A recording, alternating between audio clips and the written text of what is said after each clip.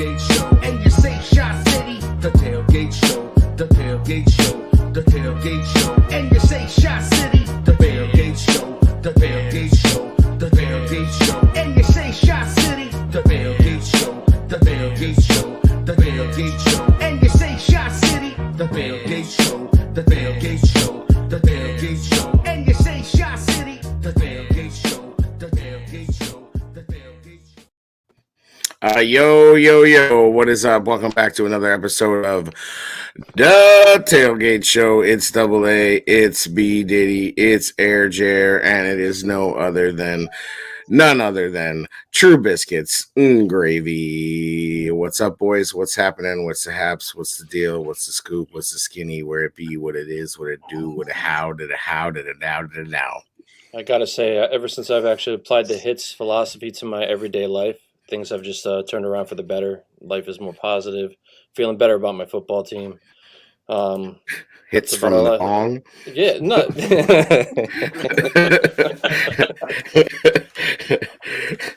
We've been applying the HITS philosophy. Yeah, we've been applying the HITS philosophy for quite some time on this show. Long before Mr. Flues came along and told us that it meant something else. Indeed. I still haven't remembered what it is. What is it? Hustle, intensity, tackling, turnovers and strips. Selflessness. Basically everything Sanborn does. Ooh, somebody watch Baldy's breakdowns. Jack Sanborn. I don't think it's any coincidence that Roquan Smith came back this week after seeing Sanborn's. Yeah, I mean, Poles took his pole out, showed it to Roquan, and Roquan was like, "Oh shit, I can't hang."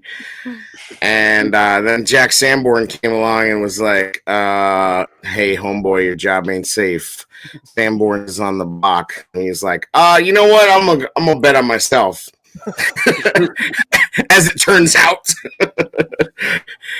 as it happens. Let me just. Yeah, I mean, he's negotiating for himself. So at a certain point, you got to kind of get into football mode. Whoa, St. Omni's negotiating. No, yeah, whatever. I mean, he's representing himself. At a certain point, you got to separate yourself from that and get back on the field. It didn't work out for him. It's got to be tough at his age trying to do that, pull that off. It didn't go that great for him, but I mean, he's still a solid dude. I hope they do take care of him long term at some point. How you like Roquan had to crawl back, and I mean, poor thing, he has to play for $9 million a year, but he thought he had hand, he thought he had leverage, he thought it was gonna fucking work out. He fucking played his cards came up bupkis, and then what gets released? The new valuation of the Bears right has gone up 42% since last year or whatever. The fifth most profitable organization in the NFL. Yes, the pending Arlington Heights deal has to be factoring into that. Well, sure. I mean, it's the valuation, I think, is somewhat based on potential. I mean, you would think, but it also is largely based on what they actually make and what they actually make with the worst stadium deal, and whatever. Essentially, this is an organization that can completely subsist on rabid legacy fans who based on meatballs like us. Yeah, ultimately, yeah, like fucking people that do podcasts about bad football teams. I got to wake up at 4:05 in the morning, and it's 11:03 my time now, and I'm talking about. I said, I'm not going to give this team any of my money this year, but damn it if the algorithm doesn't have me measured with fucking ad after ad after ad after ad with bear shit, and I see it and I scroll and I look every fucking time. Have you bought something yet? Nope, I have been strong. You will. Pretty good. That's pretty good. Strong, but I won't make it. I know I'm gonna fold. Well, the one thing I have been looking for is that hat that Flus has been wearing. It's not available yet. The one with the little flag on it. Yeah, that's all right. That's all right. You like anything with the B on it? You know what I'm saying? Yeah, that's my favorite logo too. Yeah, that's the Hallis logo. It's the best one. Did you see that whole thing with fucking the equipment guy. I can't think of his name right Tony now. Medlin? Yeah, Tony Medlin, giving him the bee hat and telling him the history of Yeah. it. It's like, ooh, we eat that shit up. Like, fucking, that's so great. Tony Medlin. We fucking love it. How sad? Like, I love Tony Medlin, but how sad is that? That's like the passing of like the torch honor in Hallis Hall. It's like, Tony, get the hat. He's here. I would love to like have a off the record interview with him, you know, and just like see what he really thought. Because you know, He when seems you know that when Mark Trestman walked through that door and he's like, oh fuck. Like, there's no way you could have looked at Mark Trestman and gone, this is going to go well. he's probably happy to cover up that monstrosity of a hairdo that Mark had. Yeah, absolutely. But good God. I just want to know what Tony's thinking. You know? I saw Chloe in Buffalo. just saying, bro. Right. That's the name of that's the name of my band in college, Chloe in Buffalo. It's no cold hot dog. Yeah, I was gonna say it's no cold hot. So I see Chloe in person. I'm like, how did he make that? Like, you know, I mean, that happens sometimes. Like, life finds a way, brother. Beautiful Yep. kids. Sometimes attractive people have ugly kids too, and that's got to be the worst. Can you imagine like two good-looking people get together and they have a kid, and they're just like, no doubt this kid's gonna look amazing, and some goober comes out, some bulbous head like peanut child comes out, and fucking these like models are like looking at each other like, what the fuck happened? I don't know. Probably start thinking that, like, you know, it's not theirs and shit. So, having said that, we got a game to discuss, gentlemen. 27-11. We have taken the North, and we're not giving it back so far. Well, we've taken the AFC. We've taken the AFC West, or the NFC, or the West. We're first we're place the in only the North. two. Yeah, we're the only 2-0 team in the North. I believe. There you go. Undefeated. But as Dan Orlovsky so aptly pointed out, that the 0-16 Lions went 4-0 in the preseason. So did the Browns that year too. You're right. Good Lord. Can we have a discussion about how bad he was? Who? Orlovsky was terrible. I mean, I don't think it's necessary to have that discussion, but we could. I mean, what announcer's good? Troy Aikman. Aikman and Buck are not Buck's an I thought you were talking about him as a quarterback, because he was also terrible as a quarterback. Jerry, you like Joe Buck? He's all right. No, come on. Except for when he's Kevin. I do like Joe Buck. Oh, I do. I'm a sucker for Joe Buck. I'm not a fan of Joe Buck. No, I don't like him. I don't have the venom for him like some people have, although I have at times. I still think that him and Aikman did Jay so dirty with the knee injury. Yeah. Like the coverage of that knee injury and the shit that they said, like, buried Jay. Yeah. Yep. And then Jones Drew, like, just. And his body language didn't help either. And then him going out to dinner the next night didn't fucking help either. But like they were like digging a hole for his ass, you know. Like I just felt like it was like with almost like an agenda. Yeah, like the agenda that they knew that he was about to be hired by Fox in a couple of years. So they it took so long. It wasn't a couple of years. I mean, it was like 8 or 9 years. The winding road that Jay has been on. Like, I mean, the fucking celebrity husband. You know, and now he's like a podcaster who's just like, I mean, he'll just have anyone on. He did Diddy said he did a recent episode with Urlacher that was pretty. Yeah, it was pretty good. Minus the political stuff, it was pretty good.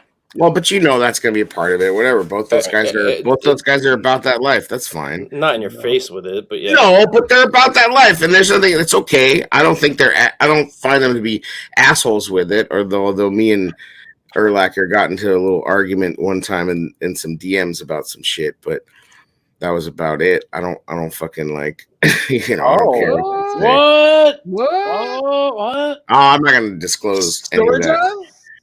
Huh? There was some shit that was going on that old 54 was commenting on and couldn't help himself commenting on, and I hit him in the DMs and I was just like, yo, I've been a fan of you your entire career, blah blah blah. Like, it's totally whack the way you're using your platform to support this bullshit. And he was just like, no, you're wrong. He responded to you. Yeah, he responded. It was crazy. And what was actually funny is the first thing, and then I called him out for fucking missing Bears 100 with this bullshit illness.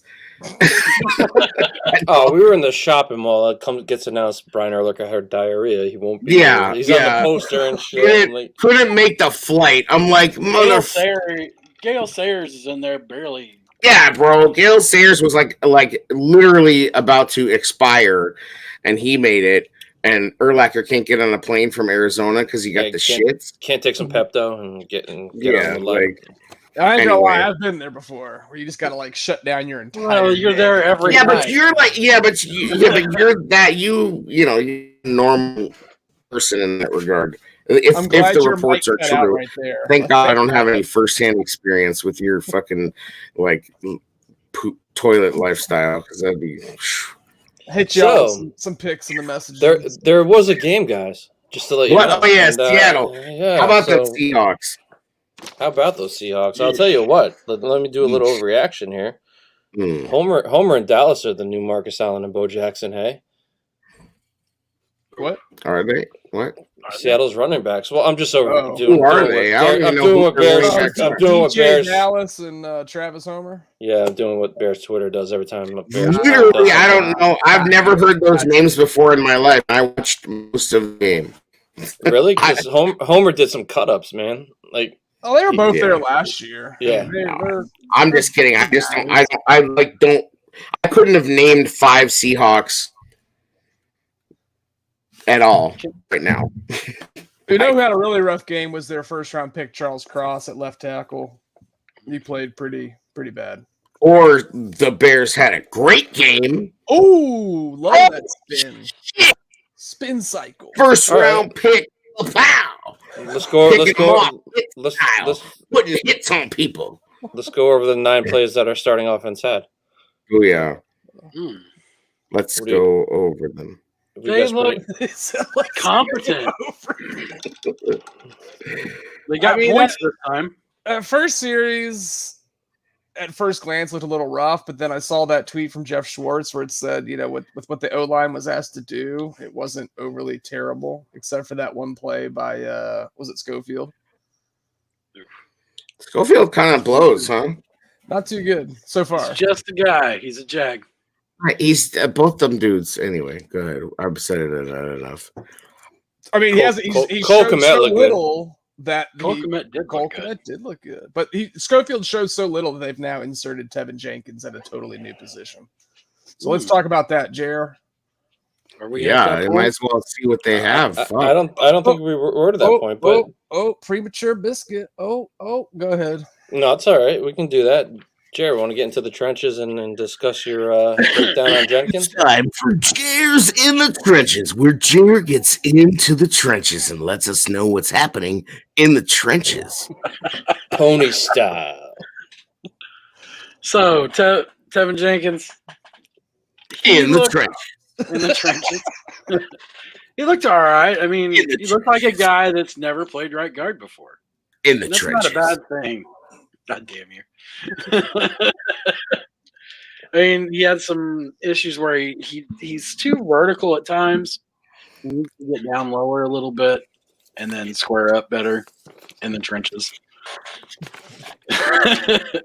But there's a lot to build on with him. I think you might have found a spot for him where maybe you didn't have one for him at the start of camp.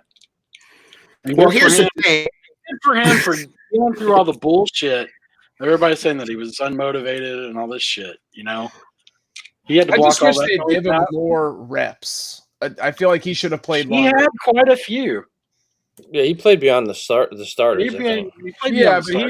I would have liked to see him play like at least. He didn't play the whole first half, did he? I don't believe. I think he was in there for part of the second and came out.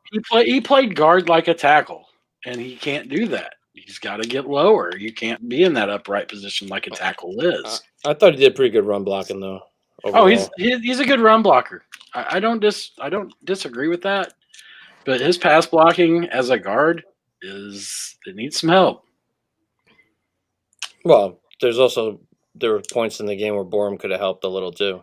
Sam Mustard And- could and have helped didn't. too, but Yeah.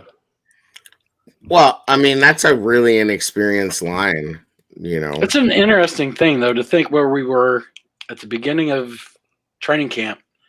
You know, Luke Paxton was going to be the center, and we didn't know who was going to play guard. Some people already had Tevin at a tackle spot and moved Borum over. Didn't know And- Braxton was going to be on the left. Didn't know Braxton was going to be there, and look where we're at. I mean, I think Braxton Jenkins. Jones. I think Jenkins was told he had to play guard. Didn't like the idea. That's where the whole riff was. Ooh, It could And be. interesting theory. And really, I Braxton Jones has done nothing but shut everybody out. He's like, yeah, this is my spot. Come get it. I mean, I think that Tevin Jenkins was, you know, high on his own supply because he thought that he was going to be the incumbent, you know, because he really does buy this like first round pick, you know, thing about himself that he was like, you know, snubbed, whatever, and like I just think that he, you know, he thought it was just going to be all easy to slide right into one of those starting roles, and it wasn't. And Nope. And I think he didn't know how to handle it, and he went backwards. And they've just been. I mean, this is, you know, it could be that it's kind of poor competition all over, you know, but it could also be that this is a coaching staff that really is just a meritocracy, and they're not, you know, because they don't have to be. They aren't really married to anybody. I mean, Right. and so Braxton Jones came out of nowhere. I don't think they thought he was going to do this. Early in camp. Would also lend credence to the fact of the reports of, you know, the immaturity issues. Right. But yeah, and I mean, I just think in general, like, I mean, you know, my theory on him is he got all shot up for the draft, and nobody knew about his injury, but he knew about his injury. I think the things I do like about him, though, that I think he's talented enough to learn on the fly without being a huge liability. Mhm. Even when he loses at the point of attack, he gets good enough hand placement where he recovers. He's got to quit giving us he's a talented kid. I'm just saying. I think he'll be able to progress and not be a liability while learning the position. I think he's talented enough to pull that off. And that's, you know, like, I'm not ready to give up on the guy. The whole idea of trading him is ludicrous. Like, you're never going to get any value for this dude. Like, anything. It's just nobody's, all these people that are still out here going, oh, they're showcasing him for a trade. Oh, okay. So they're giving up valuable reps that somebody else should have to showcase Tevin Jenkins out of position. Yeah, you're not doing that point. Where do people think of this shit? Yeah. Like, just say it out loud and then say, what the fuck? Because you know that's horseshit. Like, no team would operate like that. You're not going to waste precious reps trying to showcase a guy who has very little trade value. For what exactly? You know, you might invite somebody to camp on the low, you know, or you know, send a little tape out, you know, like, hey, this is what's happening in camp. You are not going to fucking do it during the preseason game. Like, this is not how this shit works. Sometimes when you're an NFL team, you control a narrative. There's things you can do and put out in the media to motivate. He obviously needed some motivation. They brought in veterans. It's real now, right? Veterans are in there going to take your job. They could put out in the media, hey, we're talking trade. Put this out there. Knowing he'll see it just to get him more motivated. So you got to bring it out of these guys. Sometimes. Well, yeah, and I mean, I don't know that it's all like completely orchestrated, but I don't think that they're real worried about it. That's the one thing I will say is that I do feel like even though things have not always gone Pole's way in the, you know, in the early going, I think he still has recovered pretty well, you know, consistently. And I also feel like he's not cracking under the pressure or anything. Like he's not making rash moves. He's showing patience and he's staying the course, even though he's had some bad luck. But then also his draft so far has really validated what he's done so far, and it's balanced things out, because for a while it was like the hits were just, it's like he loses the guy they wanted. We know the whole narrative, but like it's interesting to watch him kind of work and recover and tackle challenges, in the early going. So, Jared, was there anything else you saw in the trenches? Well, like you said, Braxton Jones continues to be a star. Look great so far. Cody Whitehair's look pretty good too. I mean, let's give Cody some credit. For what? But Airs PR told me that he's a gentleman. That is he a scholar? He's a scholar, and like just everybody. He's like everybody's uncle on the line. But it's a group that we thought would be a weakness coming in, and then if Lucas Patrick is what we hope he is, it's still going to be a weakness. Still Let's hold the fucking phone, my friend. We are not. The bar is not that low. This offensive line is going to be a weakness, friend. I'm just telling you, if Lucas Patrick is what. It could be average. Is what we hope he is, which is if they don't get Justin killed before week 6, it is going to be a fucking miracle.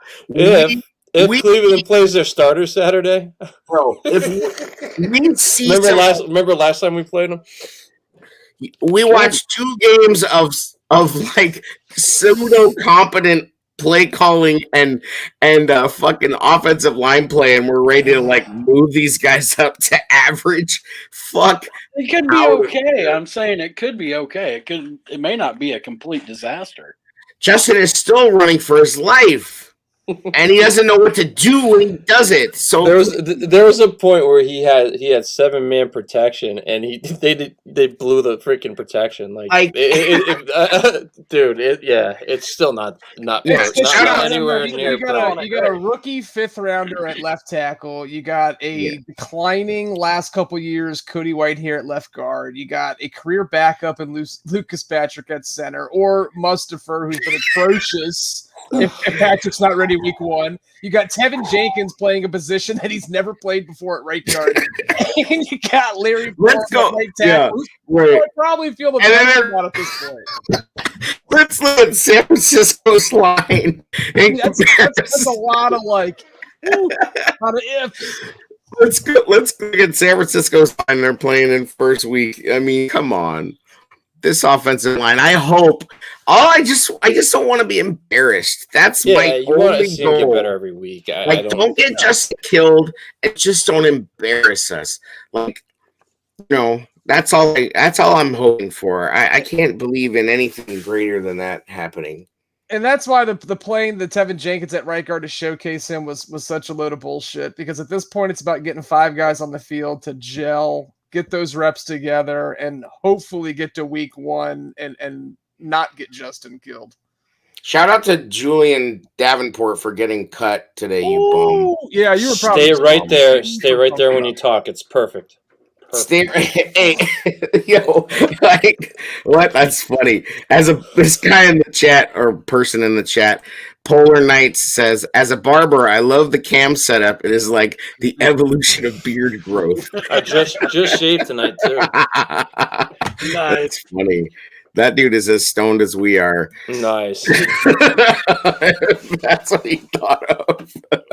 That's great. Also, shout out to Jer's hat and shirt combo. Like that is. I'm not alone in this. Shout out to Chris. She says, "Is it cold? You're all wearing hats." We all wear hats, but those are bad, except for fucking Fender. Do you even tie dye, bro? I know. I didn't know. I didn't get the fucking memo, but I wouldn't have a shirt to participate with either. So I could have wear my Sugar Skull Bears shirt. But I'm surprised Jared and we gave him the trenches, right? We gave him the floor here, and the trenches with Jared. He never mentioned Blackson. Angelo Blackson had a tip pass, man. He is what he is at this point. He's a starter. Yeah, he had a backfield tackle too. Oh, Play him well. I really thought you were going to mention him. So now we're getting to goats of the game. B Diddy's goats of the game.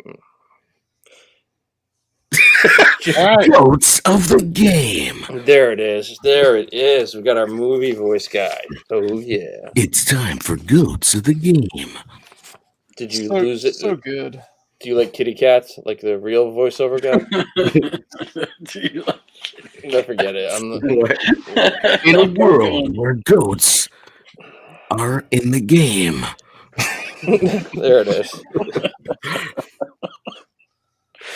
Anyway, I got to go with Biscuits boy Trenton Gill. And then it's not just for the punts, right? It's not just for the punts. The holding skills this guy has for Cairo, like holding Cairo's balls. Holding them balls. I'll tell you what, man. His Firm grip.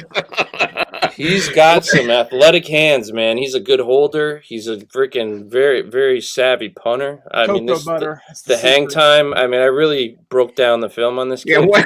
And I will tell you what. What did Biscuit say in the chat? That Gil's got him rock hard, could hang a wet towel off it. This is what we've come to, folks. No, I will say special Gotta teams. get pumped for something. Special teams Lord in knows. general, that has probably been one of the more impressive things about this team so far. in Minus preseason. Stats, Newsome, yeah. Okay, but for the most part, there's been a lot of solid play on special I agree. teams. I agree with you. So, Cole Kmet, freaking bald. Take a bow. Take a bow. No, I think everybody here. No, wants- He, Whoa, it was only 2 catches. whoa, Only 2 Lorena, catches. Lorena For over what? there. It was Going what, on? 2 catches for what? 29, 39 yards? What was it? Who? 2 catches for Cole 31 Kmet, yards? Oh, you're breaking out the stats. I Oh. like it. Oh, Stats and 15 gravy. a half What the per hell? catch, Do man. you even listen to the show? And It's time for stats and gravy. Are we there yet? I don't know. go for it. Or just totally glossed over. No, I was just one. I meant because you were going to give the one stat, not like the whole segment. It's just like now stats and gravy. Pew, pew, pew. Go for it. This report is brought to you by Stats and Gravy. Cole Kmet had 2 catches for 31 years. This has been stats and gravy.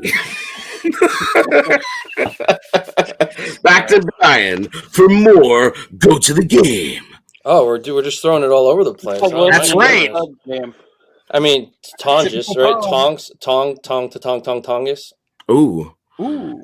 the dragon. Jake had a TD. Yeah. Cisco. Santos, the foot of fire. I mean, he's been our offensive Can I- juggernaut. I like that. The Can I foot take an fire. unnecessary shot at Cole Kmet for 1 second? Oh, really, man? I have to. I'm sorry. Absolutely. One thing I will say about him that bothers me, and it's always bothered me, is on the lower catches, he has a lot of trouble gathering the ball. Like it's Funky with it. He is. he just has a lot of trouble gathering the ball, and it's like his legs are gonna get in the way. You're talking like- about that one where he was crossing over the left side of the field and Justin. It was, it was a good throw. It wasn't like an amazing throw, but it was a good throw. It was a little behind him, but I'm just saying, like, consistently I see when he catches the ball lower than his chest, he has a hard time like gathering it, and he's often had it like pulled at, and because there's like a millisecond of him doing an unnecessary gather on the ball. And it's just awkward. I don't know. Every time I see it, I'm like, "Ee!" Like it's like he's just not gonna snatch it and take it. It's like glonkity clonk. Chris Armstrong, Kmet is very stiff in the trenches. And that could be the Trenton Gill effect, really. I mean, you know what I mean? That's true. Holding balls in the trenches. Maybe In the trenches is brought to you by Home Depot and Blue Chew. and nothing else. Who else you got there? Valus Jones, his return Valus skills. Jones His return was skills. I terrible. mean, Yeah. he honestly looks like a 30-year-old rookie, and he is. A 30-year-old rookie. They're gonna reveal that they're filming a movie. Like this whole thing is like a movie. Chicago Sky have advanced in the playoffs, by the way. That's late breaking. Hey, congratulations. The who? Oh wait, no, I'm sorry. I thought that was Connecticut's Sun. No, Literally Chicago tens of WNBA fans are actually acting. Barclays looked pretty full on ESPN tonight. Actually, Oh yeah, they paid people to show up in Brooklyn. maybe. I mean, if they can't draw in the playoffs in New York City, They draw in Connecticut, so right? But it's not Barclays. Barclays is a 28,000 seat arena or something. really. Yeah, it's big. Yeah. I'm not shitting on the Sky, Chris. Yeah, I'm you just shitting watch on the people. yourself, man. Yeah, you're getting a little chippy there. Woo. It's gonna be the Connecticut Sun and the Sky. So get into the in the dance there. Diddy's house will be torn asunder. Why? We're all I Sun don't know. fans here. Okay. Are we? In my house. Talking about yeah. your podcast house, my friend. I'm an honorary Sun fan. What's Thanks, honorary Sun fan? Yeah, man, that's the team I know the most amount of players for now because of fucking that guy up there. You know, Chris is and that's hold up WNBA talk. WNBA. That's Diana it. Thanks. Rossini, I think. Talia. All right, I can't remember her name. Yeah, there's some other people. When the Sky won the championship for a minute, I knew a few of their names, but it's all been lost. Candace Parker's a beast. Yeah, that's the one. There you go. But yeah, so that's WNBA I hope they get talk. some support. It really, Chicago needs to step up and go and see them. It's kind of, it's a little ridiculous. They can't fill that place up. No, Chicago's got a hell of a team too. Mm-hmm. But anyway, so we got Stats and Gravy out of the way. Quan is back. We've already talked about that. Hey, that's not the whole Staffed and Gravy. That's not the whole Staffed and Gravy segment. That was just a quick hitter. All right, more stats. My bad. Go for it, Biscuits. And now it's time for Stats and Gravy. So, gotta get it out of the way first because everyone's still stiff from the Trenton Gill talk. Can anyone tell me how many punts Trenton Gill has within the opposing 15-yard line through 2 games? 10. 6. 6 is correct. Whoa, on the nose. I mean, listen occasionally. Ooh. You hit that. Ooh. I mean, this guy's a punting machine. It would have been 7 if Jack Sanborn's had down that one at the 2. Oh, you shut your eye hole, my friend. Could have been 7. Talking about Jack Sanborn in the USA. You watch it, my friend. I got 2 other stats that I want y'all's opinion on. I will pass it to you, gentlemen. Oh shit! Jesus, Danny. Gravy Zetterman is here. So, gentlemen, I hope that we don't ever have to see him play any meaningful snaps in the regular season. But so far, Trevor Siemian, first game, 7 for 13, 89 yards, 2 touchdowns, 0 turnovers. Second game, 8 for 15, 48 yards, 1 touchdown. And more importantly, looks poised, confident, and capable. Is this shot or no shot? Is this the most optimistic? No shot. I'm bringing up Kaplanisms. Is this the best backup quarterback we've had in recent years? Are you trying to talk about McCown like that, you disrespectful Punter talk, fuck? backup quarterback talk. Yeah, but I mean, Josh McCown was a long ass time ago. That was long ago. So, like, is he better than Nick Foles? Is he better than Chase Daniel? I mean, No. Chris, thank you. Yes, he looks poised and confident, very decisive in his throws. Well, It looks like he here's knows the what offense. that also speaks to. That's a feather in the cap of Luke Gedsey, right? Yeah. Like, that, I and mean, also polls for bringing in the right player who can. Simeon did pretty good for the Saints last year. It's not like he's he not did. a solid player. Yeah, In Denver, he just looked like he didn't looked like a guy that was going to wash out of the league. Then Sean Payton got a hold of him. BK just came in the chat. God. BK just came in the Blazing chat. hot. He came in the chat like the fucking Kool-Aid man. Boom! Through the brick wall, like, oh yeah! And he says QB1 when we're talking about Trevor Siemian. We'll wait for You the official tweet. cheeky bastard. He's trying to start like Twitter would explode if that conversation started. I haven't been on there much, but I'm sure it went there. Yeah, I'm sure there were people out there. That's like chum in the water. There is a small sub segment of Bears Twitter that is like, ooh, QB controversy. Yeah. God. Everyone's But I think, God forbid, if Justin did go down, I feel like we're in somewhat capable hands to where it won't be like utterly atrocious looking like it has in past years. That's all I'm saying. Well, I think that's the one thing you can take away from both sides of the ball. Neither side has looked utterly atrocious in the preseason. I mean, they look competent. They don't make mistakes. They don't beat themselves. That's not the characteristics we've had of teams under Matt Nagy or any of the past. The bar is so low. Right. But it's a good starting point that a team's not going to go out and beat itself. Yeah. I'm jealous of that microphone right now, I'll tell you that. My goodness. That was some vocal talent right there, buddy. Bro, I just Wow. I can't. Wow. I feel like that I'm not going to be like physically ill when I watch this team. Like I feel like I'll be able to like watch and be like, all right, that's interesting. That shows promise, yada yada. But I am not ready to believe that this team is going to do anything in the way of like anything significant. Like I'm pleased that we get to stop looking at what we were looking at for the last 4 years.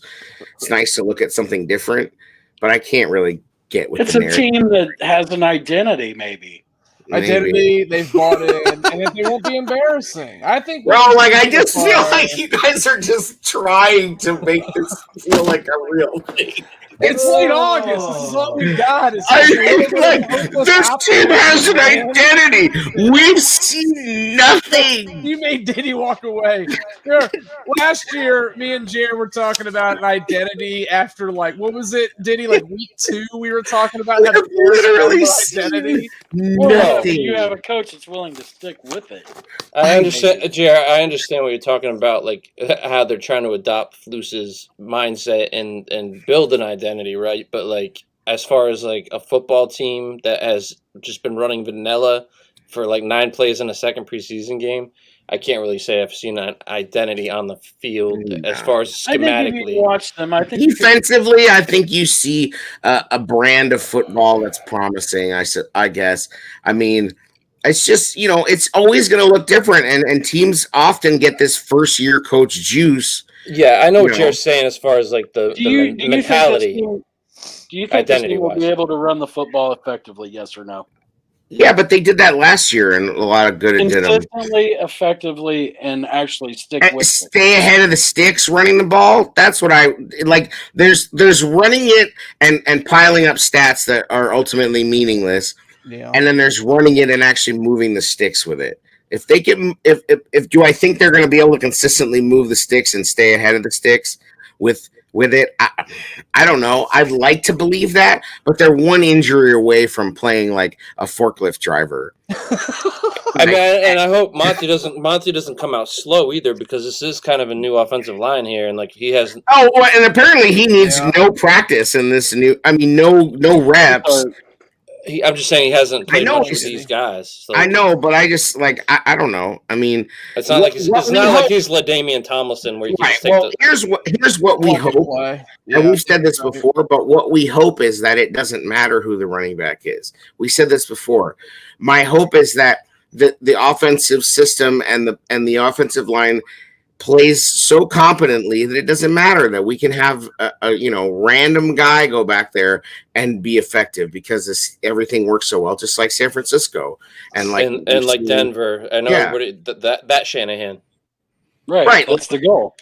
Shanahan and his system made stars out of guys. Now Terrell Davis, obviously he's a different cat, but like the other kind of stable of running backs that rush for 1,000 yards for him, like for Shanahan is Yeah, didn't they have a guy from like Army once? Like, yeah, it's like Travis Henry was selling cell phones at the mall, and they got called up to Denver and ran for like Mike 1,100 yards. Anderson and like I mean, yeah, it's crazy. Like, Speaking of that's offensive what- line, though, can I segue to the last stats and gravy because you mentioned offensive line, and this is a weekly dose of Twitter for AA, and I want all three of y'all's opinions. We'll start with Diddy first. Warren Sharp caused a little bit of a little hissy fit on Bears Twitter this week when he put out this stat. So through 2 games out of 40 quarterbacks this preseason, Justin Fields ranks 6th highest in pressure rate at 44%, 4th highest in sack rate at 12.5%, highest in hit or sack rate 33%. His average depth of target in air yards is 4.9, which is best for 67 out of 72 quarterbacks. Compare that to last year, where he had 9.8 air yards, almost double, 3rd out of 43 quarterbacks. His pressure rate, 6th highest, and hit sack rate, number 1 highest, is even scarier considering his short target depth. And his average time to throw has been 3.24 seconds, 2nd highest in the NFL. So he's running for his life, and he's still throwing everything short. I think it's almost like the offensive line is going to be a weakness. But I think Adam Johns said it best. Yes, I don't think any of us have very high expectations for this offensive line, but it's 27 snaps and 14 pass attempts. Is that a big enough sample size to really draw from that? Diddy, I'll let you go first. I don't think so. No, I mean, and the thing I do like about what Justin has done, even with the pressure, is not made really bad mistakes. Like, he's trying to go where he's supposed to with the football, in my opinion. This is a product of not putting much talent around the kid right now. I'm not making excuses for him.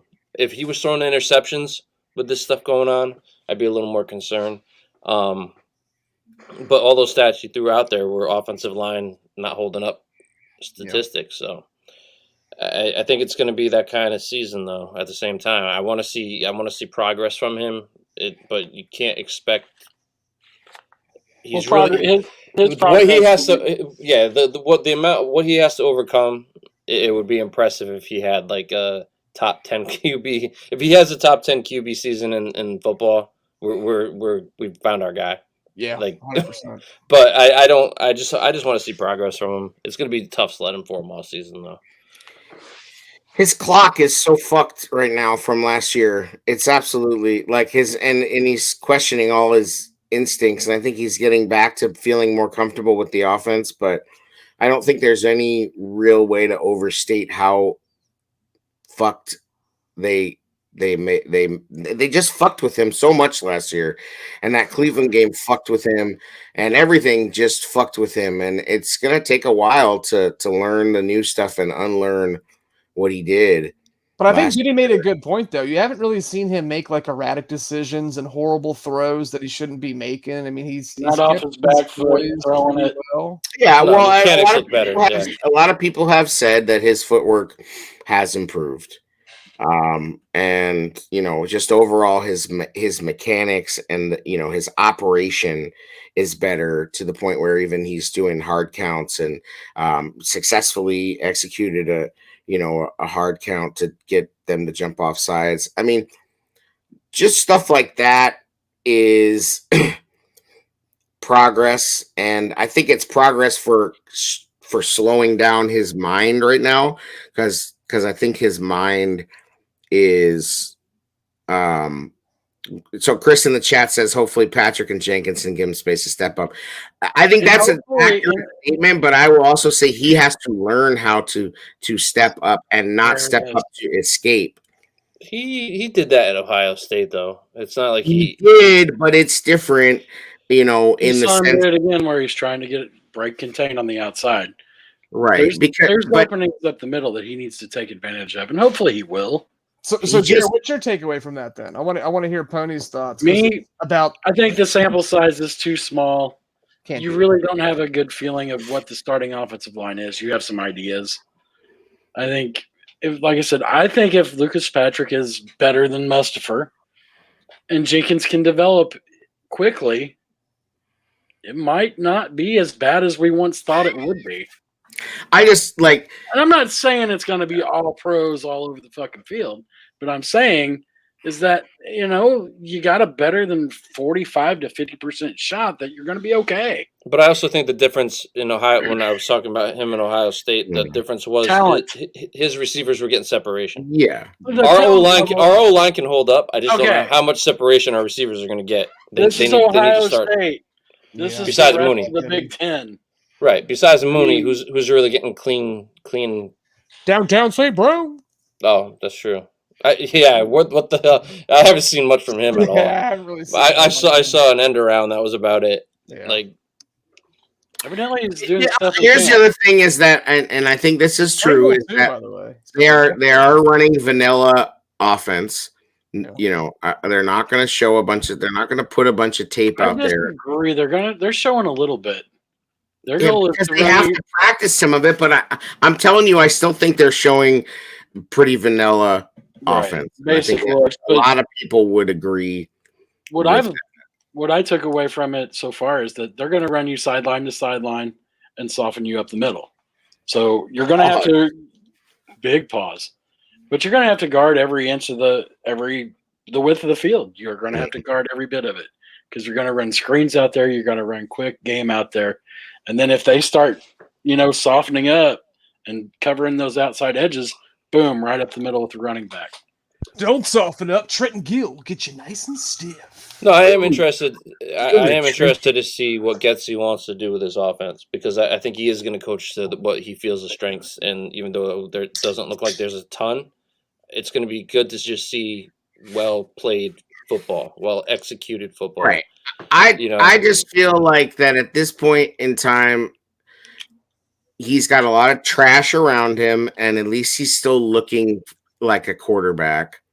He isn't completely letting it unravel for him. We're lucky Nagy didn't ruin him completely. Yeah, I mean, much more of like another game like that Cleveland game, and all bets are off. I mean, that's still like a criminal act. Yeah. Like I don't know how when Nagy was at Soldier and Fields is like dapping him up and shit. I'm like, how the fuck can you dap this man up? Like I mean, I know he drafted you and all, but good gracious, you have got to be like, fuck this motherfucker. Like this dude, and shot. I mean, props to him because he gets it as political. You don't want to be that guy. You don't want to be like someone that's out there like. But I hope in his heart of hearts that he's like on some villain story shit with that, just like because I'd be petty as fuck with that. I mean, I think Nagy's just a nice guy. People like him as a person. It just his offensive. He was trying to force something that just we didn't have the talent to run. True. Yeah. True. Right. Or maybe only one guy has the talent to run it, and now he's back with him. So it's like, I don't know. No, I think Justin had the talent to run it. He just wasn't getting the time to do anything. Well, the rest of the team didn't have the talent, though. Right. I mean, I don't know how long we're going to be saying that. Like, I don't. We said it when Cutler was here. It's like good gracious. I mean, what did the fucking Cowherd say the other day? That basically the Bears have never had a real elite receiver. Like Brandon Marshall. But like I'm talking about like one that was for like 5-6 years. Tom like Waddle. A guy that's like entrenched as they've just never really had that since Curtis Conway could have been that guy. We just didn't have a great quarterback. Right, but that's what I'm saying. Like nowadays, everybody has a couple of 1,000-yard receivers except for the Bears. Right. Yeah, Dane Sonsenbacher could have been that guy. Just needed an opportunity. Yeah, and now they've got more talent. They've got more talent by cutting Daz Newsome. Oh my god! I was told that Daz Newsome was going to be a starter. Well, I think we were in the chat during the game, and we both, when he muffed that second punt, it's like, oh, he's cut. Yeah. Please, Chris. Please. Chris is saying that Marshall is a borderline Hall of Famer. Oh, sure, but he wasn't here for From a five. stat perspective, she's not wrong. From a stats perspective, she's not. He's one of the most talented receivers I've ever seen in a Bears uniform. Yes, but he had such a short career with us and it doesn't fucking count. I think she was talking about his whole career. Oh, sure, but I don't think he screwed himself up by moving around so much, like What he some of produced. that has to do with the mental health, which he's been very upfront agreed about. Yes, I know, Chris. Stats. You're right. Look at his stats. I'm just saying he's never going to come Stats close. and gravy is confirmed. He'll never come close to getting in. Like, he'll never get in. Oh no, he won't be getting in. But if you look at his resume, I mean, it's pretty fucking impressive. You might be surprised. There's some. Yeah, he might get in. Receiver stats are going to be You think so? No, I don't think he'll ever get Well, in. yeah, didn't he have like 1,000-yard year with the Jets after he? I like Brandon Marshall. I like his I Am Athlete podcast. At one time, he had the most receptions in a game, I believe. Harlan Hill. Wasn't it like 21 receptions? Harlan Hill. Chair, was it like 21 receptions Yeah, he against had the a Colts? ridiculous game. Yes. Yeah. Harlan Hill played receiver before it even was called receiver. It's called what? like split end. Like split end. Like left I think end. if Terrell Owens can get in, why can't Brandon Marshall? I'm sorry, is Terrell Owens in officially? Yes. Did he go in? Yeah, thank you. Did Terrell Owens go in? I can't remember. I'm pretty sure he did. So Brandon Marshall, after he left us, went to the Jets. I believe wasn't that with Fitzmagic? It was like with Chad Pennington or something. No, it was Fitzmagic, and he had 1,500 yards. Oh, he's a beast. 109 catches and 14 touchdowns. How do the Bears screw up that? Like, how In can you his not? first year, he had 118 catches, 1,500 yards, and 11 touchdowns with us. Like, how did the Bears end up with the coach that finds a way to screw that up? Like, one of the best tight ends we've ever had in Marty Bennett, and one of the best receivers we've ever had in Marshall and Alshon, and they found a way to fuck that up. And Forte.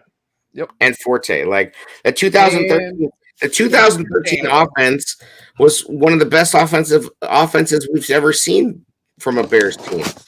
And then the defense should do it. And this is incorrect. Terrell Owens did not win a Super Bowl ring. He did have an awesome game with the Eagles. Yeah, on a broken ankle. He had a great Super Bowl performance. That's true. But he did not win a Super Bowl ring. I just hate T.O. because that was remember he was doing the sit-ups in his driveway, and then he went out that week and torched our secondary. Yeah, I mean, he was on Steve Smith, but type thing. That's a hallmark of the Bears is getting beat by the people everybody says are going to beat. Like if there's ever a time where leading up to the game, somebody says the Bears are really going to have a problem covering this guy. Sure as shit, they will. Like, there will be no doubt that the Bears will, in fact, have a tough time covering whoever said that. I mean, I'll never forget the way Steve Smith just made them his bitch. In the playoffs. Yeah, but later on, Tillman did do a pretty damn good job on Megatron. And not just one game. Into that shit.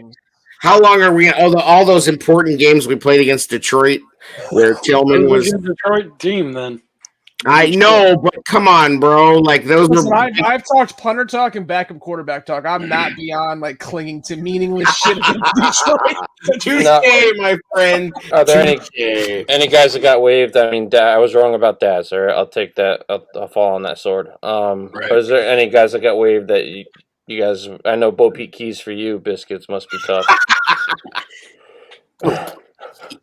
That's still not a real guy. One out for the dead homie Bo Peep. That is still a fake name. Honestly, deservingly so. He got beat like a drum like 8 times in that Seattle game. They were like, at one point the announcers were like, well, Bo Peep's just commanding a lot of attention from this offense. Right. And I mean, other honorable mentions here. Master Teague got cut by the Steelers. Oh, That's Kevin White. Kevin White. He's on IR, not cut. Kevin White, IR. yeah. Kevin White was on, my friend. Seahawks cut Iggy. God's plan, though. 316, Iggy. Eddie Pinheiro. Hashtag God's plan, though. Eddie Pinheiro cut by the Jets. What? Yeah, they went Soon with to be Greg. with Atlanta. Greg the Leg Zerline, man. Dang. I mean, I like. Can you blame them? No. Could you imagine going for Pinheiro over Zerline? Fuck. I think that it was an interesting stat, though. I think they said Eddie Pinheiro had not missed a single kick in a Jets uniform. I mean, our cameo ain't worth shit anymore. It Remember might that have only cameo? been like 6 I games. do remember that. Oh, our cameo from Brad Maynard, Eddie Pinheiro, and no, it wasn't Brad Maynard. It was no, it's what? Pat Wow, Brad O'Donnell. Maynard. Yeah, Pat it O'Donnell. was Wow, Pat O'Donnell I and said Brad Maynard. Patrick Scales, Patrick Scales, still there. Pat O'Donnell, and fucking Eddie Pinheiro. I said Brad Maynard. Wow, Brad was a Bro. legend, though, man. he was Trenton Gill reminds me a lot of Maynard. Trenton Gill's been watching a lot of Maynard film, man. He's been watching the Torque, the Ball Revolutions. It's probably why I have Maynard on my mind. Maynard on the mind. Yeah, so that, obviously everyone knows the cuts. LaCale London, Bo Pete Keys, Daz Newsome, Vargas. Julian Davenport, whoever the fullback, Smargus, what? I don't know. Fargus from like A Christmas Story? He like signed, whoever that was, he signed like 2 weeks ago. So I don't care. There's not been really any notable cuts throughout the NFL, though, correct? Nobody like, oh, wow, this guy got cut. I mean, I think Not in the first round of cuts.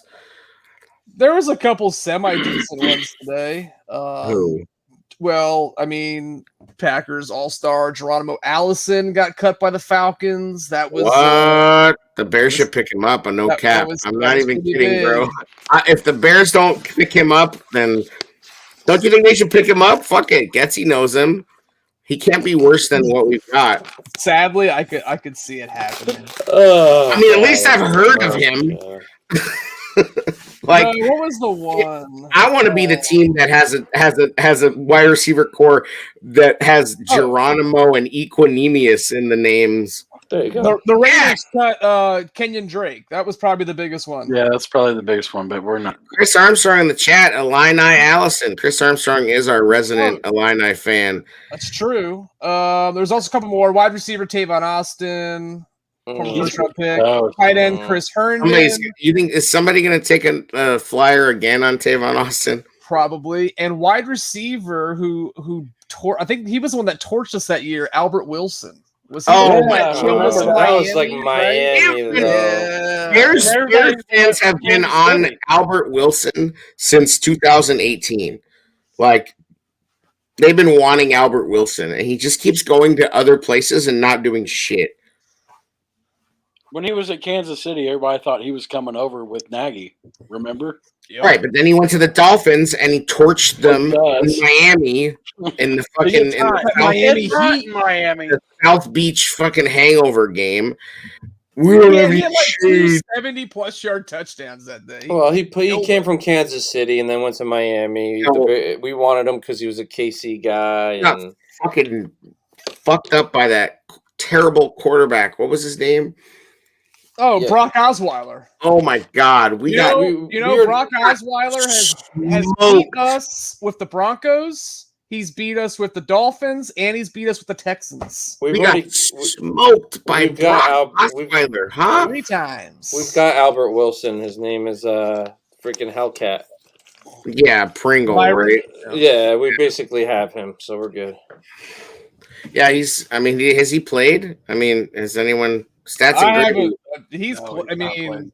He's not played. That's 0 snaps. Stats and grading. Chris Armstrong in the chat says, aside from O-line and wide receiver, what positions are you looking for after cuts? Diddy. Well, besides O-line and wide receiver, really, It's time for after cuts. linebacker depth. Yep. Excuse me, you have Jack Sanborn, friend. Friend of the show. Jack Sanborn is the first, second, and third string, my friends. I would say linebacker depth. I would say cornerback depth. Safety depth. Well, especially with the O-line Brisker depth. injury, I think the safety has to be a maybe a little bit of an area you look at. Yeah, like what is the deal with Brisker? Is he really having surgery? Well, Yeah. he wasn't from Georgia. He wasn't a Georgia wide receiver, from what I saw on Twitter. Is he really having surgery? Brisker, or did I make that up? Yes, no, Brisker's having surgery. Or he had surgery already. Really? Oh my god. Brisker had surgery. Well, he's a bust, isn't he? But supposedly he's supposed to be good for week 1, Nice. I believe. Don't quote me on that. So we got 2 hand surgeries so far already, huh? All right, so I got linebackers. What do you guys got? BK hit it, D-line. Yeah, they're gonna need a lot of help there. Yeah, That's I like gonna be Justin Jones played well, but that could be a sneaky weak point that I've heard a few people talking about, but that we aren't expecting. I'm not sure if it's going to be a strength, but it could be. There could be times where Muhammad's looked good, man. Yeah, they look good on the edges. I'm talking about in the middle. Okay. They look we're awesome. used to Akeem Hicks. We've got this visual of Akeem Hicks and Eddie Goldman. They were really rocking and rolling. You know, they were really good. Eddie Goldman rocking and rolling was like 4 He seasons was, ago. man. For the first couple of years, he was pretty good. Raiders game killed him. And after that, Never the Yeah, same. John Gruden ruined him. chop block city. Oh Lord, why? I mean, why? Well, But I'm just also- saying, like, I'm not that. I don't know. I'm not gonna lie and sit here. I've watched it super closely, but I don't. Yo, like I just Richie I- Incognito like ripped his soul out like Mortal Kombat fatality style, and Like, he I never was just- the same. Yeah, like I just feel like I just can see them getting gashed up the middle a good amount. That's all. And especially, because if you're going to play a lot of press, and I just think it leaves you open for that. Like, and then you don't have as many people in the back. So it's just, it could get ugly. I mean, which is why, thank goodness Roquan lost his stalemate and his back, because I'm talking mad shit about Roquan and how he's He's gonna be fun as fuck to watch, though. Right, but that could, that is a game changer, and ultimately he is smart at this point because he lost and he doesn't have a leg to stand on, like leverage wise, to just fucking ball out. Like if you ball out, there's not going to be any doubt. Yeah. I mean, Chris just said Roquan is going to earn his money. The Bears have his rights for the next 3 years, really. Yeah, they could tag him twice. Tag him twice. Hey, but they even asked him, like, what happens if you get tagged? And he's like, listen, that's good money. I mean, if he gets tagged, he's going to make like $20 million for one season. Right.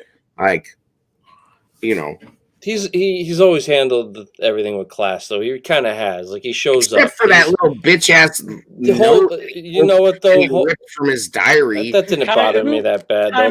The hold in with the team, still traveling with the team. Yeah, I don't fault his Pissing approach, on what he did. I also don't fault Ryan Poles and the approach that he took. There's no reason to pay him right now until you see him a year in the system. Calling out ownership is a bullshit move. If he had an agent, it Okay, never would have gone down like that. Are you really I sort of agree with you. That's the one thing is he didn't have to mention that he was going to go over his head to the McCaskies. That was bitch acid, bro. That was straight bitch acidness.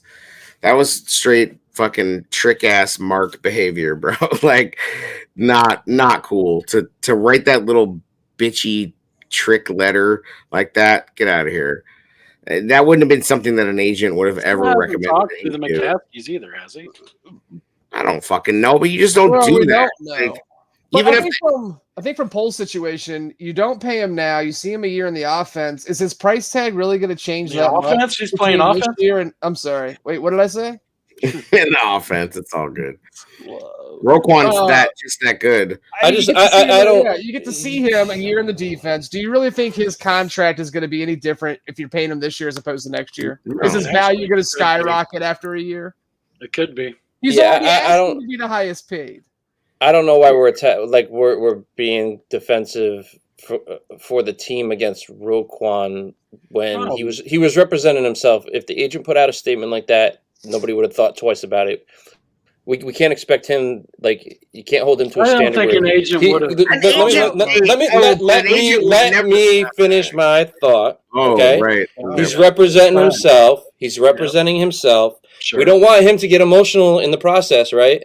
But we're going to Mhm. get emotional if he puts out a statement because he is representing himself, like an agent would put out a An statement. agent wouldn't put a statement he- out where it blackballed the GM, the guy who's Right. making the contract, Absolutely. and said and just leapfrog. Yes. So what he's doing, Jerry, is he's testing a brand new GM. That's what you have to do. But an in this agent would industry. never do that. Slapped him in the face with his dick. A good agent would never do that. That was a poor choice. Poor. If an agent did that, people would be like, "What the fuck? This is a terrible agent." But appealing to the owner like that, like, come the fuck on. That was bitch acid. Bitch acid. He got handled, but And because he fucking threw his dick in the wind and it got chomped off by a shark. But do you blame him for, trying? I mean, I don't. And I think, like Diddy said, he handled I blame it him for not pretty having an well. agent, for being so greedy that he can't give 1% out to let a guy do his job, or a girl, whoever the agent might be. Good save. so I is mean- that your lose your shit and you're throwing shade? I don't know. That's fine. We can. I Are you don't. throwing shade at St. I don't follow the fucking the thing anyway, right? You know. Nah. So hit me those. Yeah, throwing shit at Roquan for having no agent and being looking like a fool when he could have just been. You could have just read the room and been like, you know what, like he could, if he had been stronger and just said, listen. The Bears are not meeting me at the level of talent and performance that I have put up for this team. I'm not going to negotiate any further. I am going to play this contract, and I'm going to prove to them or somebody else that I'm worth what I believe that I'm worth. He didn't have to do all this bitch acidness. Okay, man. You know what? Oh, I'm no, gonna no, pump the all brakes this. here. You're sitting here fighting with Urlacher in DMs, right? You got Lance Briggs. You got Lance Briggs cracking up freaking Lamborghinis back in the day and running from the scene. Roquan just represents himself, and you're like going off on a tangent on him. You know what? I'm throwing shade at you. I'm throwing shade at you for throwing shade at Quan, man. I will say this about this. Captain Roquan Cocoa Butter knows has you in his The cap pocket. situation improves next year. It's a sunflower picture, bro. I mean, the dude is so moisturized. I get it. Like, he is super moisturized. I My understand. point behind it was like Roquan knows that the cap situation next year is way better for the Bears too. Yeah. Yeah, but Way dude, there's like 18 It's people almost like a signed. thing that an agent would know. Yeah, Yeah. it's, like, it's way Exactly. better. It's like, Jay, Hey, that's shut up, play the will, ball out, and then get fucking real paid. They have to Yeah. sign like 35 guys next year. Not The really. reason there's Have you looked caps, at our roster? Cap's doubling. there's 18 guys signed to a contract after the season's over. I don't know if you've heard, but the cap is just a myth. So Oh. I don't know why you even bother talking about it, because it's Okay. just a myth. Every team pays somebody like $1 million to just manage this myth. We're gonna have $121.8 million next year. To Double A spread Shark 35 ways. Ooh, double A shock week. So that's Hi, 4 kids. million. Hi. 3.785 million a play. Yeah, well, I mean, some guys are going to make True. 950,000. Yeah, that's true. Some guys are going to make I'm just 950,000. saying Some guys are going to make 10 million. there's a greater potential to get paid. And what next year you can start talking about extensions for Cole Yes. Kmet. You can start talking about extensions for Jalen Johnson.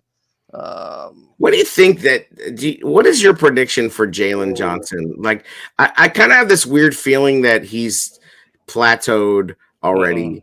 I don't know if he's gonna. I don't know. It's not based on anything. It's just a feeling.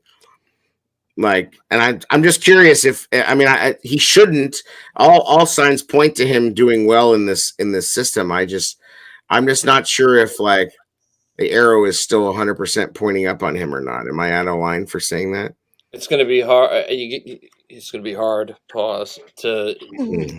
It's going to be a hard decision for polls. Well, no. And here we go. In the trenches.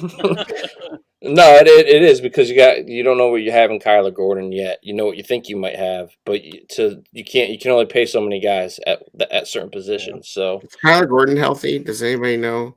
I don't. What happened to Kirkland? What about Dane Kirk? Cruikshank is third on the depth. Is that who we're talking about? He's hurt, right? Isn't he hurt? He's like third on the depth chart right So now. what is happening with the safety depth chart right now without Brisker? Elijah Hicks is. I was sleeping peacefully thanks to yes. an expert that I know. I was sleeping very peacefully, and now I am awakened from my peaceful slumber because I don't know what's going on in this defensive backfield, and the depth chart at safety has me very worried. So you got DeAndre Houston Carson, who's good God, Elijah, 7th round pick Elijah Hicks. And Dane Cruikshank still sort of out there somewhere. I think still. Who else is on the roster? Having said that, I do think Jalen Johnson in this system will actually be pretty solid, though. But you better pick up a safety when the cuts start happening. That's where my depth. Chris's question about outside of offensive line and wide receiver, where are you looking? I mean, on the heels of this surgery, even though he might be back week 1, safety for sure. Chris says he's gonna send playing in zone. That was Jalen Johnson, I think. But I thought he was. Yes. I don't know. I assume that. But isn't the whole deal is that he's good at playing press, and Flus likes outside corners to play press, and he's gonna excel because of that? Is he gonna be playing press and then dropping into a zone? A bit of press in Indianapolis last year, right? And I'm not smart enough to know the answer to this question, so I'm honestly asking, like, do they play press and then drop into zone, or is it like a combo defense?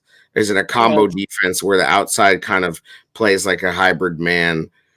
And you're getting too technical for this. I don't know. I'm just asking. I don't know the answer. Yes, there will be disguising going on. Okay. Yes. Right. So I mean, it'll be like a mutant defense. I think that you have a defense. I think you have a defensive staff that for real is going to get the best out of a lot of guys. So I think I think it'll be okay. But Brisker, I mean, damn! I hope he doesn't miss a lot of time because that's really disappointing. According to Rappaport, they said he had a good shot to play week 1.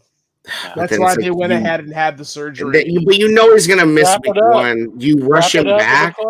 No, you don't rush. You don't rush him back. You don't. We'll see him in week 2. I don't need to see him rushed back. That's stupid. I want to see him, but that would be foolish. All right, fellas. I'm actually gonna bounce out and let you guys just continue this flow because I gotta get up. Thanks, bro. 3 hours, later. 49 minutes. See you, Diddy. Later. Spozow. The Diddy in his bed. It's time for a new segment we're calling Diddy Went to Sleep. You might need to change your pants after Chris's latest comment. Sandsborn in the USA can play anywhere he wants, my friends. Thank you very much. Sanborn might call offensive plays for a couple of series. That's the kind of guy he is. Yeah, man. Yeah, and also she said Gordon might start at nickel. I think so. I think they said they're going to move him around. I mean, they've been saying that for a minute. They also said they're going to move him around, so you'll see him on the outside. Who's going to play that other corner?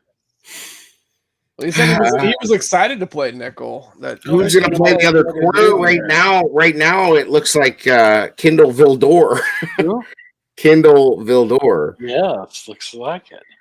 Listen, he's not been. What happened to Thomas Graham? He's still around, but no, he's just not really doing anything. He's not getting a lot of reps. I mean, I don't know. Kendall Vildor has not been. He's a lot better playing in zone. Vildor, that's for sure. Yeah. He's not so terrible. That would be a great little story, for the Bears if he somehow got his career after the first couple years, and then this year he kind of shows up, shows out, gets a good contract. That'd be pretty cool. I mean, he didn't play great, but I don't remember a lot of times feeling like I was like, God damn it, Kendall Vildor, Don't Like- go and listen to last year's shows. But I don't think I was like I don't remember like a bunch of specific big plays that like were his fault. He got caught on a little bit. He's a little bit on the smaller side. He's not a great big guy, so jump balls were always an issue with him. But so far, so Yeah. good. It looks like he's I mean, whatever. I don't know. up for the challenge. We'll see if he can do it. Thomas I mean, Graham's still hurt, by the way. oh, there you Apparently go. he's got a hamstring. Didn't even know that. Can't make the club from the tub, boys. That's all I'm saying. He's a Sanborn. Give him a hamstring. Yeah, Sanborn's got an Sanborn extra needs one hamstring. hamstring. Sanborn keeps an extra hamstring in his wallet for just these situations, my friend. Take that. Here's a hamstring and a ham sandwich while you're at it. Sanborn was here. What is he, Spider-Man? Swinging? While he's fucking whipping hamstrings around like Indiana Jones.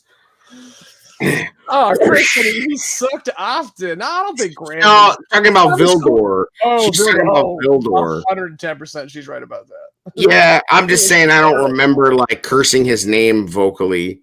Oh, I don't know. Last year he was. Did I don't know. I don't know. I blocked out a lot of last year. I'm not gonna lie. Like Smart move. I can't even.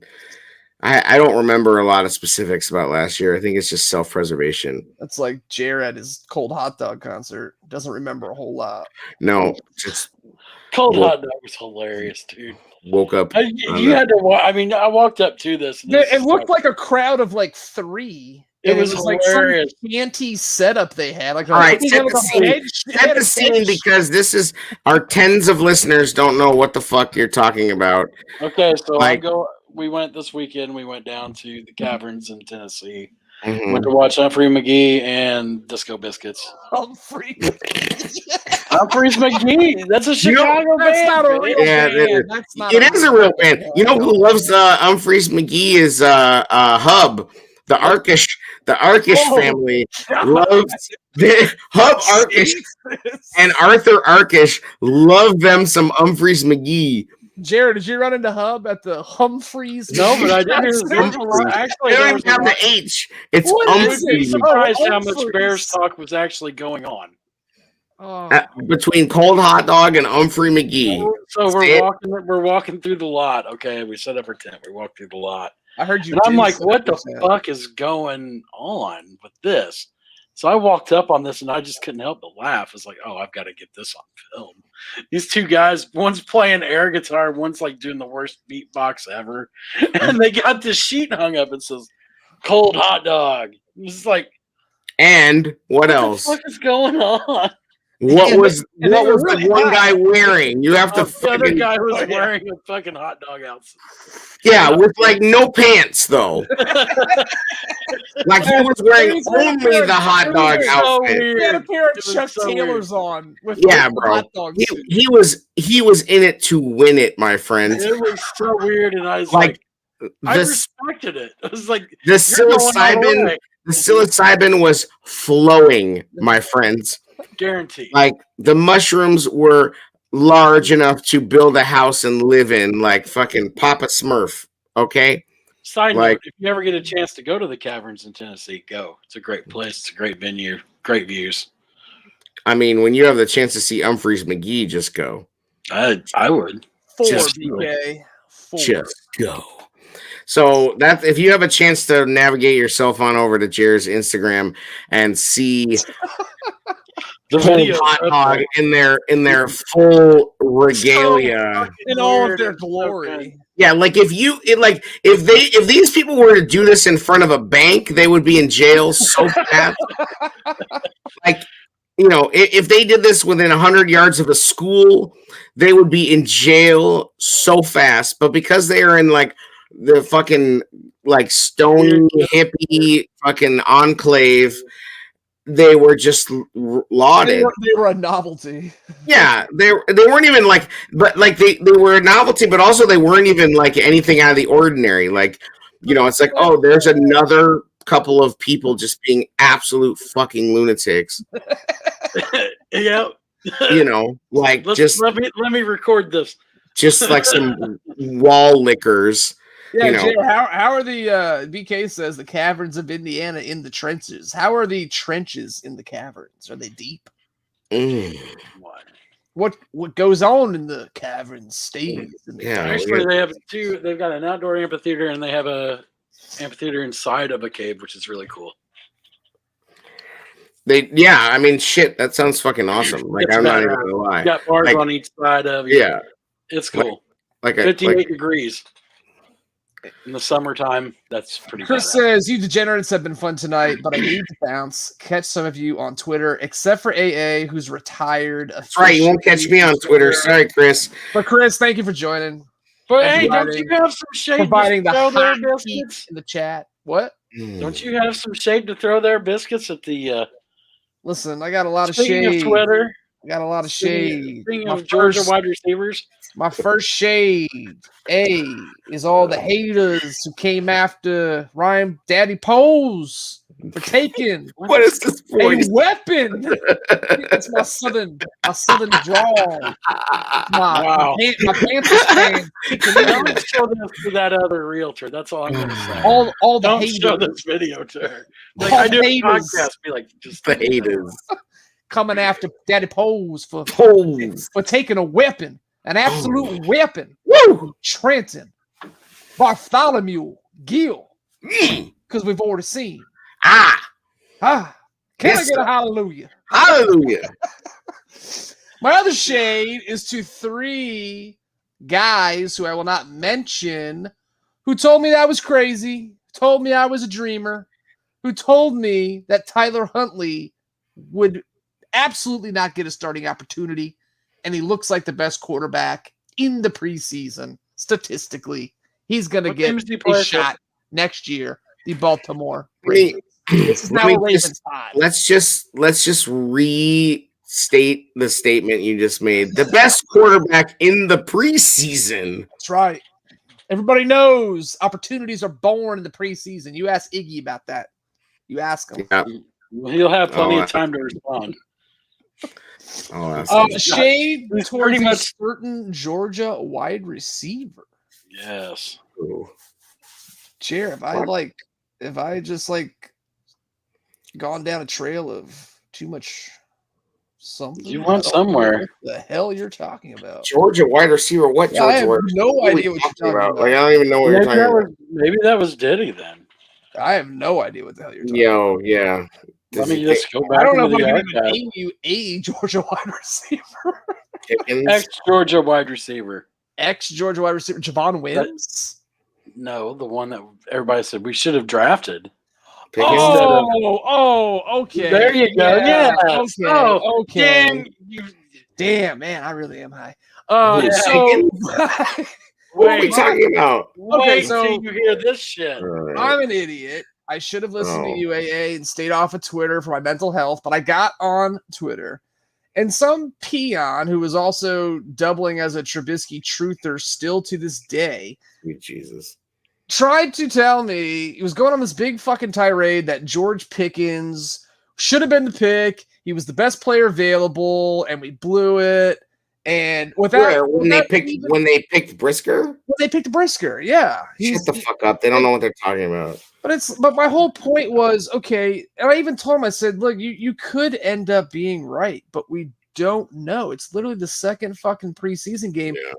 Pickens has 5 catches for 49 yards and a touchdown this preseason. They're acting like he's Megatron. Let's just pump the brakes let's give these guys at least some fucking regular season. That's the situation that Poles made for himself by not picking wide receivers, though. I wonder if that But guy he had some character concerns, obviously. He slipped for a reason. Yeah. I wonder if he was saying that immediately after the picture, after he was drafted, was shown on the internet. We're staring at you. Yeah. I mean, again, it's early. The Steelers have traditionally been one of the best draft and developed teams at that position, so I think it might bode well that he went there. However, it doesn't mean that Jaquan Brisker can't be a great player. But can we also say that the Steelers have a track record of having receivers that kind of go AWOL as well? Oh, after they leave there, they're like, but Juju, Juju, Plaxico. Claypool's a kind of an issue. Yeah. Like, you know, Plaxico was an issue, not really till he got to the Giants, but Antonio Brown, I mean, clearly like an issue. Marcus Wheaton. Santonio Holmes was kind of a wild card at times. Yeah. Like He's got a whole like 10 kids. Talented, but some issues for sure. That's fair. Yeah, like I mean, I would happily take all those players having gone through the Bears because it's better than who we would have had. But you know, other than like Hines Ward, it's not like they've really been specializing in stable. Antoine Randall, but other than those two, Randall L didn't put up that many numbers. Antoine Randall was pretty solid. IU baby. PK says indicative of the position. Yes and no. It's not. I mean, well, I don't know, man. A lot of divas born out of that position. It's true, but I mean, are you really? But are you? I don't know. Maybe he's right. That could be a good point. I'll pause on that. That's a good point. All right. But I just think I can name a lot of guys for the Steelers that, you know. But what's funny is they still got production out of all of those guys. Yeah, for sure. You got a good fucking quarterback, right, and a good offensive line and coaches. Oh, speaking of, so sorry, IR Anthony Miller, Steelers wide receiver. That's a shame. With a shoulder injury, who knew? I mean, like, listen, you know, I think I said this last week. Like, the dudes that are the most like full of shit on Instagram, and unfortunately, it seems to be bad luck for them. I mean, these dudes that are out here all the time, like posting all this, you know, all this stuff, and you know, wearing shirts of themselves and like, you know, like shit like that. It's like it just seems like that kind of happens to these guys, right? Like, is it a coincidence? Am I making that up? I might be a dick. I don't know. No, it does seem to. People will probably come at me and be like, "You don't understand what it's like." You know, it's like I don't know. I understand that a lot of guys that are real good stay the fuck quiet and handle their shit, and they're not. And when you know, when they're supposed to be like training and shit, they're not like on Instagram like flexing on boats and like, you know, fucking marketing sweatpants and shit. You know, like they're fucking, you know, they're like setting up like. Tell me about the Instagram post that Darnell Mooney made. That was wild. Oh no, that's because there fucking wasn't one. Because all he does is practice wide receiver shit. You know, I think that's a fair point. I think that's a fair point. You know, like, I'm sorry, unless these guys have like fucking PR teams that I don't know about, which clearly they don't because of the shit they do. One guy, Juju, look at a guy who's probably spent too much time on social media as opposed to working. And you can't, and like the problem with that is that you ride the roller coaster of social media. You know, you soak it up and you get gassed up on it when you're high and you're up, and then when you go down, like, you can't tell me that you don't feel it, because and we all know what it's like to be. I was straight up addicted to Twitter. Like, you can't tell me that these guys don't get affected by social media. Like, they absolutely do. They absolutely react to it. I mean, you know, like, look at Kevin Durant, dude. He has meltdowns like on a weekly. Yeah, there would be like I don't even know how I would handle it. Like, there were times where I felt like sometimes like stressed, like physically stressed over the number of like notifications and things that I would be getting just running the show page, and that was minuscule. Like, so there were tweets that I had that kind of went, you know, a little crazy sometimes, but like nothing like like when you have millions of followers and shit, like I can't even imagine what that's like. You know, you could turn off all the notifications you want, and you know that your phone is like red hot, bro, from all the shit that's going on. Like, if you have millions of fucking followers, like, are you kidding me? Like, what the fuck? That would be stress. Like, I mean, a couple 100,000, I'd be like, fuck this. Dude, I think in that position, I would pass it off to, like, you know, a social media team, be like, hey, you can post something of me like once in a while, but they never seem to, do they? Because fucking give me the login. You know, but that's the thing, is like, social media rewards the players who are themselves and who are, you know, supposedly like genuine and this and that, you know, like they want to see that, like, they don't like the, you know, so it's like your choice is like fucking stay off, or just, you know, all you do is occasionally retweet and repost the shit the team posts. Yeah. And that is it. Otherwise, and maybe you can have some intern or somebody do that shit. But that's, I mean, Jessica does it. yeah, like you No. just can't. I don't know. Like it's funny to me at this point. You know that they must have some coaching on this, like some 100. counseling on Every this. team absolutely has a talk about social media. Right. Sure. 100%. The agents have a talk with them. Right, Their but it team clearly has a talk doesn't with get them. through to these kids because they grew up with it. They've never lived in a world without it. That's what's bizarre. That's true. Like you see, point. you were talking about people that have never, kids that have never lived in a world without social media. Speaking of, It's a good point. Very good point. Speaking of, follow us, like, subscribe, and join in the conversation. Smash that like button. The Tailgate Show on Facebook, yeah, if you like YouTube, what you Smash that Twitch, description button. and thetailgateshow.com, where, if you're paying attention, you can read an article written by Jer. yes, What was it that about, was an Jer? awkward silence. it's kind of what we were I fucking put on a looking forward to in the second game. okay. And what are we going to look forward to? Don't ruin the article. Please read the article. Well, Like, I mean, it was just talking about what I was looking for, offensive line wise, seeing if we get Cole Kmet going. Hey! Don't spoil the article, man. Make people Oh, it's want not. to read it. Come on. If y'all want to read it, you can read it. It's there. You better I read like, it. click, and subscribe though. If you read it, you better like scroll and click and scroll and clickety click, Clickety clack. clickety clack. Don't talk back. Nope. Check out our LinkedIn. Got some Do we have hot a link? content on LinkedIn. Oh hell yeah! I got you- that going in the works. Whoa, Wow. Are you Hey, serious? man. You want to be professional, you got to get on LinkedIn. that's true. That's just science. It's just Well, we've got everything else, but we don't use it. So these are the things Yeah. we use. Well, StreamYard said we could now go live on LinkedIn. That would be good for business. Ooh. Would it? BK read the article already. Shout out to BK for being like the realist. I mean, like, come on, dude is like, BK is the realist. Not gonna lie. Like BK BK is has the been there for a fucking while realist. now. yeah. He's Shout just out- here. He's just here to cover It's his. time to give Ab- BK his own weekly thing, like breakfast with BK. Yeah, I'm thinking like 12 minutes, you know, just We're like not 12. gonna put him in a corner. We'll call it like the BK's dozen. BK's dozen. Oh, BK's dozen. Breakfast with BK's dozen. BK's dozen breakfast. And he'll just come on and like, you know, just run it down. You know what I mean? Just 12 minutes of power. 12 minutes of power. You know, just it's turned into that fucking movie where he's got 8 minutes abs and he's like, Yeah, he's 7-minute abs. He's like just BK with a shake weight. 7-minute abs. BK with a shake weight, like you're like, what's he doing? I don't know. Just I stick just saw his around. comment. He said I read that shit already. No spoilers. Yep.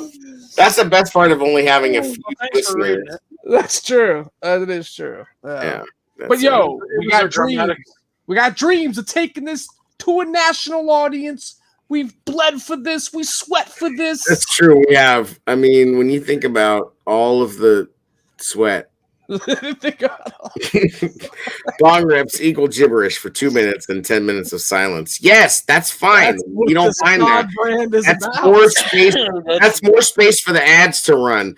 I mean, like literally, if you're doing 12 minutes, I want 7.5 minutes of you and 5.5 minutes of ads. Long ribs.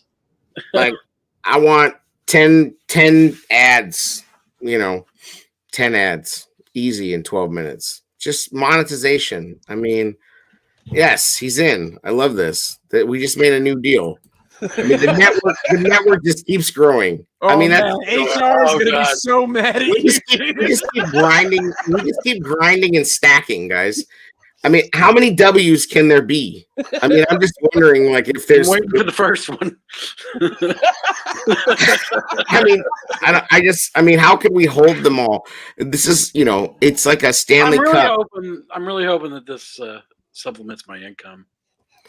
Supplements replaces, my friend. Yeah, Jared, when we take this national, I mean, whew, look out. I mean, I'm in it for the honey, not the money. But We'll take your money. let me just say that I know that people are going to thank me quite a bit, and that's really what I'm here for, is being thanked. They're gonna thank you later. Later, now, I mean, like people actually building time machines to thank me in the past, because it's actually quite advantageous to be one of the few who thanked me preemptively, like a pre-thank. I mean, if you've gotten that across, if you've been a pre-thanker, you're elite. So Wow. people are just out here doing it. I'm just reporting on what's happening. I'm not. We should send some T-shirts to the. Is it great? Is it great? Yes. Is what I do special? Absolutely. But it's just about the people. You've always left me satisfied. I do it for you, the people. Just the people, I mean, I'm here for the people.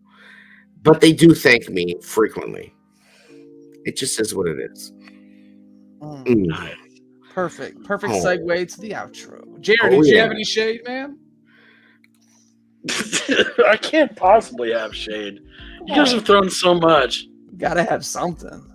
Have I thrown a lot of shade? Did like someone in the audience at the Disco Biscuits concert like just upset you? Yeah. No. It's a good crowd. The Disco Biscuits. It's all love there at that crowd. 2 hours nonstop. What's great about the Disco Biscuits? Jam. Everything. You know what? I'm gonna have to like get with my lawyer and send them like a trademark infringement. Like, yeah, my name. Shit. Can't do that. I do think back to the glory days of Twitter when you had your which may still be the case, when you had your logo and it was the fucking January 6th guy with the podium. It's still that Nagy's face. That's one of the all-time greatest profile pictures. Like, it's so unbelievably, like, he's got the Denny's menu too. Yes. Like, oh God, it's so good. It's so good. I'm keeping it. Fuck, I still have Trubiscuits and gravy as my name. So who the fuck? You might as well. It harkens back. If the Bears can live in the past, so can we. Goddamn it! Boom. I mean, you know what? Like, why do we have to give up on our dreams just because they've given up on theirs? Shout out to them for still being super rich for doing nothing. Yeah, you said that best today. You're like the McCaskies. Thank you, McCaskies. Thank you for having your franchise increase in value 42% for doing jack shit. For like literally not trying. Thank you so much. No, they tried. They just didn't try well. I can't even say that. We owned Stand down, hater. And we Stand down, haters. Won? BK, you're really not on Twitter anymore. Yeah. Anyway, you coward. Ooh. Oh, he's talking about me. Oh. Dang. Oh. Shot fired. Damn. Shot fired. Yeah, and listen, my mental health has like skyrocketed. As it will. Is successful. Jer saw me, like I went back and forth with that guy for like fucking 40 minutes, and I'm like, yeah, what the fuck? Like, why do I do this? This is what I don't miss about fucking Twitter, is arguing with idiots. Bro, I used to go hard in the paint with for hours. So hard. Oh, boys, you got anything else? Nope, that's about it. Shout out to Diddy. Hope you're sleeping well. Shout out BK. He needs a sleep expert. Breakfast with BK. Shout out BK. Shout out the guy that pointed out the evolution of the beard polar nights. Great. That was good. That was great. I was like, that dude, I guarantee you didn't stick around for an hour and 38 minutes. But if he did, if you're still listening, shout out Bartek. We know you're watching. Yeah, Bartek. See ya. When's the next game? What's happening? Saturday. Who they playing? The Brownies. And they said they are going to play them through the half. Dang. Starters All right. will play through the half. That makes me nervous. I think it's a good thing though. They need to practice. Yeah, we want to. Oh, they got it, but it just makes me nervous. I'm just saying. All right, thanks for listening. Thanks for tuning in. Do all that crap if you want to do all that crap. Subscribe, join, whatever. Push buttons. Smash it. Give us a thumbing. And stay dirty in the trenches, my friend. Stay dirty. Sleep easy. Oh, yeah. Just another episode. Just another episode. Trenton Gill. Duh. Tailgate Show. The punt guy. The trenches are full of Sandsborns. Maybe they'll call him Trenton Trenches Gill.